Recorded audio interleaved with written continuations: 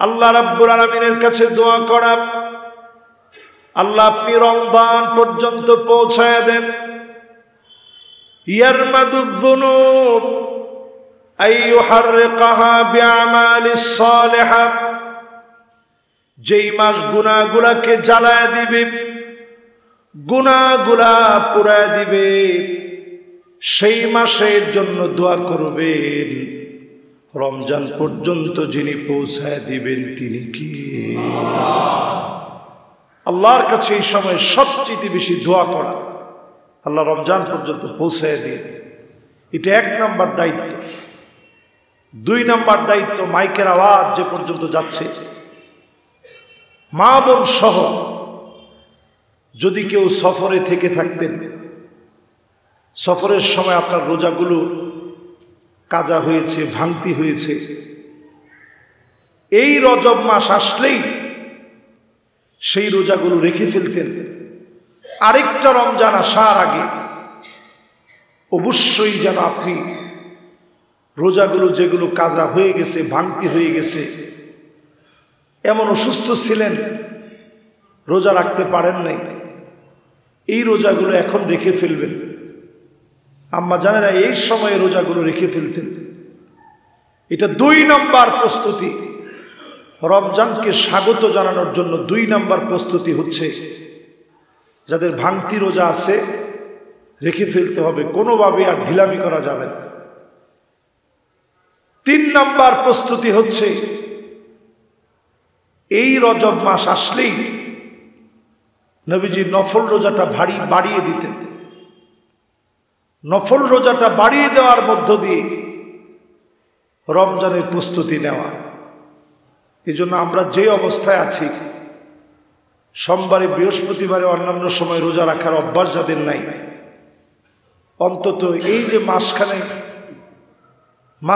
একটা মাস আছে, এই একটা মাসে অন্তত আপনি চেষ্টা করেন যে একটা মাসে সোমবারে, বৃহস্পতিবারে নফল রোজা রাখবেন, রমজানের প্রস্তুতিমূলক রোজা রাখবেন। হতে পারে যিনি আপনাকে কবুল মঞ্জুর করে রমজান পর্যন্ত পৌঁছায় দিবেন তিনি কে? আল্লাহ। 4 নম্বরে, যাকাত যাদের বাকি আছে, নিয়ত করছিলেন দিবেন, রমজানে শুরু করছেন, কিন্তু দিতে দিতে এখনো অনেক টাকা বাকি পড়ে আছে। আরেকটা রমজান আসার আগে, যদিও এটা রমজানের সাথে সম্পৃক্ত না, অধিক সওয়াবের আশায় রমজান মাসে আমরা যাকাতগুলো দিয়ে থাকি, আল্লাহ সওয়াবটা অনেক বাড়িয়ে দিবে। রমজান আসার আগেই যেই যাকাতটা আপনার উপরে এসেছিল, বিগত 1 বছরে আপনি পুরা করেন নাই, দ্রুত পরিসরে যাকাত আপনি পরিশোধ করে ফেলেন। যার হক তারা আপনি বুঝাই দেন। হাক্কুল লিসাইলি ওয়াল মাহরুম, বঞ্চিত মানুষকে আপনি বুঝাই দেন, হকগুলো প্রদান করেন। যাকাতের জন্য শাস্তি বড় ভয়ঙ্কর হবে। ইয়াউমা ইউহমা আলাইহা ফি নারি জাহান্নাম ফাতুকওয়া বিহা জিবাহুহুম, সেদিন যারা যাকাত দিবে না, জাহান্নামকে আল্লাহ টেনে নিয়ে আসবেন, হাজির করবেন জাহান্নামকে। এরপরে আল্লাহ বলবেন, এই হচ্ছে তোমার সেই সম্পদ, যেই সম্পদ তুমি গচ্ছিত করে রেখেছিলে। আজ এই সম্পদের সামনে তুমি তোমার জবাব পেশ করো। আপনার সম্পদগুলাকে সেদিন আগুনে সেকা দিয়ে মানুষের কপালে, মানুষের চেহারার মধ্যে যখন লাগানো হবে, সেদিন মানুষ চিৎকার করবে। তখন বলা হবে, এই হচ্ছে তোমার মাল, এই হচ্ছে তোমার সম্পদ। সে কঠিন মুহূর্তের আগে যাকাতের হকদার যারা, তাদেরকে যাকাতগুলা প্রদান করেন। এই সময়ের অন্যতম দাবি এটি। আমরা কয় নম্বরে ছিলাম? 4 নম্বর। 5 নম্বর প্রস্তুতি হচ্ছে ভালো ভালো কাজের নিয়ত করে। আপনি নিয়ত করছেন, আল্লাহ এবার রমজান যদি আপনি দেন, 5 ওয়াক্ত নামাজটা বা জামাত আদায় করুন। আল্লাহ রমজানটা যদি আপনি পাওয়ায় দেন, তারাবির নামাজটা এসে বাইতুল ওদুদ মসজিদে পড়ুন। আল্লাহ রমজানটা যদি এবার আল্লাহ আপনি আমার ভাগ্যে দিয়ে দেন, শেষের 10টা দশক বেজর রাতগুলোতে আল্লাহ তালাশ করে করে, শেষের দশকের বেজর রাতগুলো তালাশ করে করে রাত্রি জাগরণ করব, আল্লাহ ইতিকাফ করব। যাদের পয়সা আছে নিয়ত করবেন আল্লাহ উমরায় যাব। এই যে আপনি নিয়ত করলেন, হায়াতের বিষয় তো আল্লাহ ছাড়া কেউ জানে না। যদি আপনি দুনিয়া থেকে চলে যান, কাতাবাল্লাহু লাহু হাসানাতান কামিলা, পূর্ণ সওয়াবের কাজ পুরা করলে যেমন সওয়াব হতো, সম পরিমাণ সওয়াব বান্দার আমল নামে আল্লাহ দিয়ে দিবে। এই জন্য সুবহানাল্লাহ বিহামদিহি।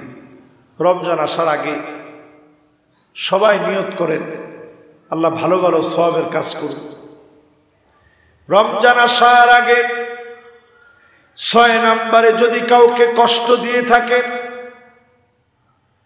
বিশেষ করে মা বাপকে যারা কষ্ট দিয়ে ফেলেছেন, রমজান আসার আগে, রমজান মাসে ঢোকার পূর্বে আল্লাহর কাছে পানা চেয়ে নেন, ক্ষমা চেয়ে নেন, মাফ চেয়ে নেন। আত্মীয় স্বজনকে কষ্ট দিয়ে ফেলেছেন, মানুষের সঙ্গে দুর্ব্যবহার করে ফেলেছেন, মন থেকে ক্ষমা চেয়ে নেন। যদি দুনিয়া থেকে চলে যান, এই ক্ষমা চাওয়ার কারণে যিনি মাফ করে দিবেন তিনি কি? ক্ষমা চেয়ে নেন আল্লাহর কাছে। মানুষের কাছে বলেন যে ভাই অন্যায় করে ফেলছে, আমারে মাফ করে দিয়ে। রমজান আসার আগেই প্রস্তুতি নেন। একজন বান্দার মনে কষ্ট দিয়ে থাকলে আল্লাহ বেজার হয়ে থাকে। সামান্য একজন মানুষ মনে করতে পারেন আপনি, একজন রিক্সাওয়ালা, ঠেলাওয়ালা, দিনমজুর, ভ্যানওয়ালা আপনার সামান্য ভাড়াটিয়া হতে পারে, আপনি বাড়িওয়ালা, কষ্ট দিয়ে ফেলছেন। রমজান আসার আগেই আল্লাহর কাছে আপনি ক্ষমা চান, ওই ব্যক্তির কাছে আপনি ক্ষমা চান, যিনি মাফ করে দিবেন তিনি কে? যেহেতু আমরা রজব শেষ করে শাবানের মতো একটা বরকতপূর্ণ মাসে প্রবেশ করব, এই সময়ের 7ম নাম্বার দাবি, যাদের নেশাজাত দ্রব্যাদির সাথে সম্পর্ক আছে, মদ, হেরোইন, আফিম, মেরিজুয়েনা, এলএসডি, ইয়াবা সহ যত রকমের নেশাজাত দ্রব্যাদি আছে, মুদমিনুল খাম, যারা প্রতিনিয়ত নেশা করে, আল্লাহর কাছে ক্ষমা চান। এই রমজানেই যিনি আপনাকে মাফ করবেন, লাইলাতুল বারাআতে যিনি মাফ করে দিবেন তিনি কে? 7 নম্বরের পরে 8 নম্বরে যারা রমজান মাস প্রাপ্তির আশা করেন, প্রত্যেকের উচিত, যারা জুলুম করে ফেলছেন মানুষের উপরে, অন্যায় করে ফেলেছেন মানুষের সঙ্গে, এরা মানুষের কাছে ক্ষমা যেমন চাবেন, আল্লাহর কাছেও ক্ষমা চান।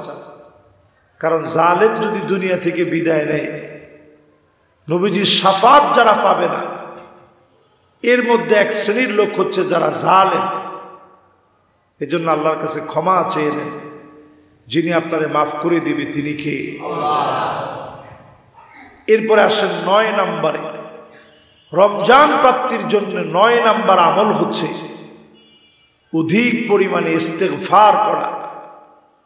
যতটুকুন পারেন জবানে বেশি বেশি পড়বেন, আস্তাগফিরুল্লাহ, আস্তাগফিরুল্লাহ, আস্তাগফিরুল্লাহ। রমজান প্রাপ্তির আগে সুবহানাল্লাহ, সুবহানাল্লাহ, সুবহানাল্লাহ। রমজান প্রাপ্তির জন্য লা হাওলা ওয়ালা কুওয়াতা ইল্লা বিল্লাহ, লা হাওলা ওয়ালা কুওয়াতা ইল্লা বিল্লাহ, যেগুলো কানজুম মিন কুনুজিল জান্নাহ, আল্লাহর জান্নাতের একটা খনি সমান। এরকম তাসবিহগুলা বেশি বেশি পড়া, রমজান প্রাপ্তির জন্য এই আমলগুলা বেশি বেশি করা। 10 নম্বরে রমজান প্রাপ্তির লক্ষ্যে আল্লাহ রাব্বুল আলামিনের কাছে প্রতিনিয়ত পারতপক্ষে যদি পারেন অভ্যাস গড়ে তোলেন, এই রজব মাসের শেষ সময়ে শুধু লাইলাতুল বারাআতে রাত জেগে তাহাজ্জুদ পড়া না, এখন থেকে 2 রাকাত করে পড়ার অভ্যাস করেন। আল্লাহর কাছে বলেন, আল্লাহ রমজান পর্যন্ত একটু হায়াত দিয়ে 5 ওয়াক্ত নামাজ পড়ে আপনি যদি 2 রাকাত করে পড়ার অভ্যাস করেন, আপনি দেখবেন রমজান আসার আগে যিনি মনগুলাকে দ্বীনের জন্য, ইসলামের জন্য কবুল করেছেন তিনি কি? আল্লাহ। এই জন্য এই সময়ে 10টা আমল বেশি বেশি করা।